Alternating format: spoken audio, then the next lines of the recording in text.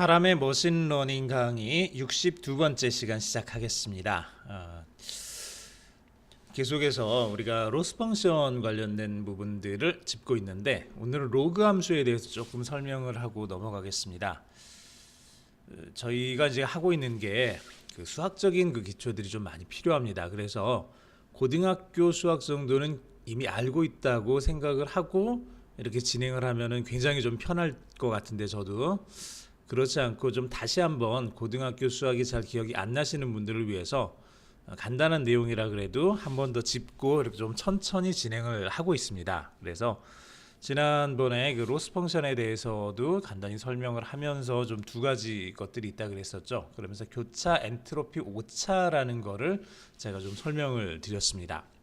사실 제가 지금 강의를 하고 있는 게 지난 주말에 그 열심히 강의를 뭐 2시간 정도 이렇게 해가지고 다 녹음을 끝내놨는데 끝내놓고 보니까 마이크 상태가 좀 불량해가지고 소리가 제대로 녹음이 안 됐습니다. 그래서 제대로 올리지 못하고 지금 다시 똑같은 내용을 반복해서 녹음을 하고 있습니다.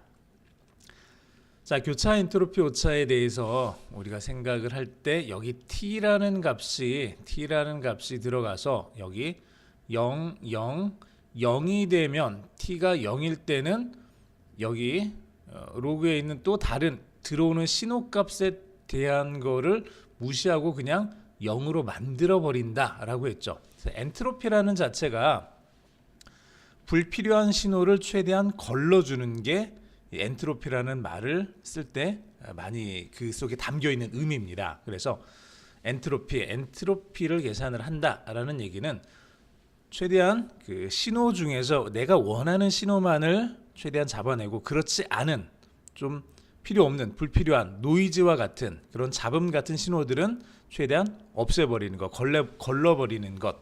즉 우리가 뭐 빅데이터 이렇게 쭉 얘기를 하는데 실제로 빅데이터에서 제일 중요한 부분은 모든 데이터를 쓰는 게 아니라 그 중에서 내가 필요로 하는 데이터를 걸러내서 써야 된다는 거예요. 그렇죠. 빅데이터, 세상에 있는 모든 데이터들을 다 가지고 온다고 해서 우리가 뭐 이를테면은 남성들의 어떤 신발을 만드는 그런 회사에 빅데이터를 처리를 하는데 어떤 남극에 있는 펭귄들의 뭐 발치수라든지 뭐 북극에 있는 기온 변화라든지 이런 데이터들을 가져다가 우리가 쓸 일은 없잖아요.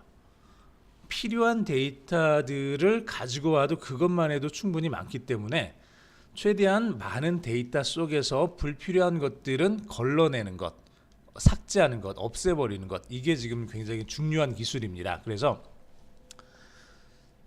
지난번에 했었던 것처럼 이제 민스퀘어 에러보다는 교차 엔트로피 오차를 사용을 하게 되면은 좀 불필요한 계산들을 많이 줄일 수 있다라고 이렇게 얘기를 했었죠. 그래서 여기 t를 곱함으로 인해서 t가 0일 때는 로그 y 값이 계산할 필요도 없이 그냥 0이 돼 버리기 때문에 이것들은 다 없어져 버리고 t가 어떤 값을 가지고 있을 때 1이라는 값을 가지고 있을 때만 그때의 로그 y 값이 의미가 있어지는 거죠. 그래서 yi 값이 0.1이 되면은 로그의 0.1 값을 음수를 취해서 그때 오차 에러로 계산을 한다 그랬습니다. 그럼 왜 여기 로그라는 함수를 썼느냐? 사실은 오늘은 그거를 잠깐 깊이는 아니더라도 대충 이렇게 눈으로 보고 넘어갔으면 해서 이렇게 썼습니다. 자, 로그 함수를 여러분들이 찾아보시면 이렇게 이제 그림을 그릴 수가 있어요. 로그 밑에 여기에 들어오는 지수가 2냐 10이냐 아니면은 그 자연 로그의 그 알파벳 2를 사용을 하느냐 이런 것들에 따라서 이렇게 뭐 빨간색이 되기도 하고 초록색이 되기도 하고 보라색이 되기도 하고 이렇게 이런 형태의 그래프를 그리게 됩니다. 가지게 되죠. 자, 이때 우리가 눈여겨봐야 될 부분은 0에서 1 사이에 그 부분만 우리가 조금 보려고 하는 거예요. 0에서 1 사이에 있는 부분만. 자, 0에서 1 사이에 있는 부분만 보려고 하는데 우선 0에서 1 사이는 다 음수죠. 다 음수고요. 두 번째 1일 때는 x가 1일 때는 이 밑에 있는 그 무엇이든지 상관없이 얘는 y 값은 0이 돼요. 1일 땐 0. 그리고 0에 가까이 가면은 마이너스 무한대에 가 됩니다. 이게 지금 로그 함수가 가지고 있는 기본적인 특징입니다. 그래서 저 특징을 가지고 우리가 로그 함수를, 이거는 여러분들이 굳이 따라 하실 필요는 없고요. 제가 로그 함수를 한번 보여드리기 위해서 이렇게 한번 그려본 거예요. 집어넣어서. 그래서 이렇게 매트플랍을 써서 0.01에서 1까지 0.01씩 증가시켜 가면서 로그를 찾고 이거를 그림을 그려봤습니다. 그리고 하나 더, 이제 여기는 0.01에서 1까지고요. 이번에는 0.1에서 8까지 이렇게 두 개를 했어요. 얘는 자 0.0에서 1.0까지 1.0까지고요. 두 번째 건 0에서 8까지 이렇게 좀 그려본 거예요. 이렇게 해서 얘를 쭉 실행을 시켜 보면은 이렇게 이제 그림을 그려주는데, 자 여기가 x축, y축 돼서 이런 그림이 되죠. 그래서 x가 1일 때 y가 0이 되는 것까지 우리가 쉽게 좀 확인을 할 수 있고요. x 값을 좀 크게 해보면은 이런 식으로 이제 그림이 그려지는 거를 확인을 할 수가 있습니다. 이 모양 그대로인 거죠. 이 모양 그대로.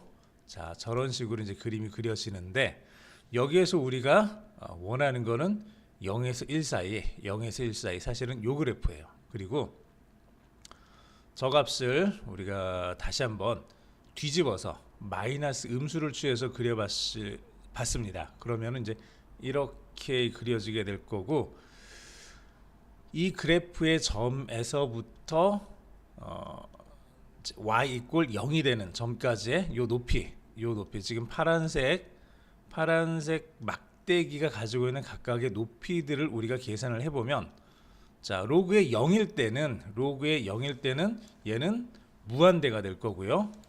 0보다는 조금 큰, 충분히 작지만 0보다는 조금 큰 그 값으로 0.01을 한번 넣어봤습니다. 그랬더니 4.6이 조금 넘는 값이 나와요. 0.1을 넣으면은 2.3, 0.2를 넣으면은 여기죠. 요 높이 1.6, 0.3을 넣으면은 1.2, 0.4를 넣으면은 0.9, 0.9 정도 되죠. 그래서 0.5, 0.6, 0.7, 0.8, 0.9일 때는 여기 0.105, 0.1 정도가 될 거고요. 1.0이 되면 이제 0이 됩니다. 자, 이걸 그대로 요 부분만 이용을 해서 우리가 이제 에러 값을 계산하기 위해서 로그 함수를 가져다가 쓰는 거예요. 전체에 대한 그 내용들을 다 쓰려고 하는 게 아니라 0에서부터 1까지. 자, 우리가 지금 확률 값에 대해서 계산을 하고 있는 거기 때문에 1이 된다는 얘기는 어떤 것이 될 확률이 1이다 라는 얘기는 오차가 0이라는 뜻이 되는 거죠. 어떤 것이 될 확률이 0.1이다, 0.8이다 그럼 그만큼의 어떤 각각의 오차들이 존재한다는 얘기예요. 그래서 그 오차 값들을 이 로그라는 함수를 이용해서 이 값들을 사용을 하겠다라는 거죠. 그게 지금 우리가 사용하고 있는 이 로스 펑션 중에서 특히 어디겠죠? 교차 엔트로피 오차 CEE, 교차 엔트로피 오차라고 하는 이 오차가 바로 이 로그라는 거를 사용해서 특히 0에서 1까지의 바로 그 범위만을 사용을 해서 오차 값을 계산해서 그거를 돌려주는 그런 함수가 됩니다. 자, 로그를 여러분들이 고등학교 때 배우신 분도 계실 거고요. 지금 배우고 계시는 분도 있을 거고, 이런 거를 어디다가 써야 되는지 전혀 신경도 쓰지 않는 그런 분들도 계실 것 같은데, 이런 데 써요. 이런 데도 쓸 수 있고 얼마든지 다른 곳에도 많이 사용이 될 수 있습니다. 수학이라는 거는 하나하나 봤을 때는 정말 쓸데가 없는 것처럼 보이지만 결국 우리가 새로운 것들을 계속 만들어내고 탐구해내고 발견하고 뭔가를 계속해서 고민하면서 들여다보고 있다 보면은 기존에 알고 있었던 것들이 계속 모여서 이런 것들이 드러나게 되는 거죠, 사실은. 그래서 인공지능, 이제 머신러닝 쪽에 대한 그런 공부들 쭉 진행을 하다 보면 앞으로 이제 그 미분에 대한 부분들도 이제 우리가 공부를 해야 될 텐데, 수학 안에 있는 굉장히 많은 것들, 우리가 고등학교 때 배웠던 것들이 결코 불필요한, 무의미한 그런 수학 공부는 아니다라는 걸 여러분들이 조금 이해를 하시고, 당장 믿지는 못하더라도 정말 이 머신러닝이라는 거를 우리가 계속 공부를 해 나가다 보면, 아, 우리가 이래서 수학을 해야 되는구나, 이래서 그냥 단순히 프로그램 코드를 짜는 문법이 중요한 게 아니라 그것보다도 수학이 더 중요하고 논리적인 로직이 더 중요하구나라는 거를 우리가 이제 하나씩 알아가게 될 거예요. 수학적인 부분들을 제가 앞으로 조금 더 좀 가능한 한 쉽게 여러분들한테 소개할 수 있도록 그렇게 노력하겠습니다. 오늘 여기까지 하겠습니다.